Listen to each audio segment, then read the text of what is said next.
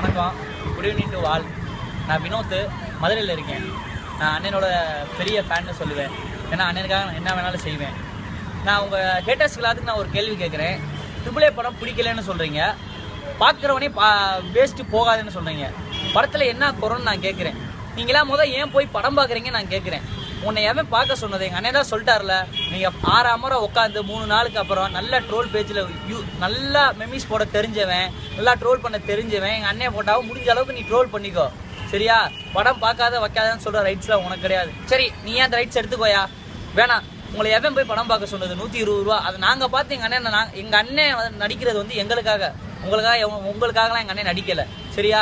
அதை பண்ணார் இதை பண்ணாருங்கிற கதை புரியலைங்கிற உன்கிட்ட எவன் கதையை கேட்டான்? நான் சொல்கிறேன் கதையை. 1980 மதுரை மைக்கில் இன்ட்ரோ ஆனார், சரியா? மதுரை மைக்கில் இன்ட்ரோ ஆடி 13 இயர்ஸ் ஸ்ரேயா மேரேஜ் பண்ணிட்டு அப்படியே ட்ராவலிங்லேயே போகுது. அப்புறம் இன்ட்ரோவுக்கு முன்னாடி சீன் நாங்கள் அஸ்வின் தாத்தாவை அங்கே இன்ட்ரோ கொடுக்குறோம், பெரிய டானா இன்ட்ரோ கொடுக்குறோம்.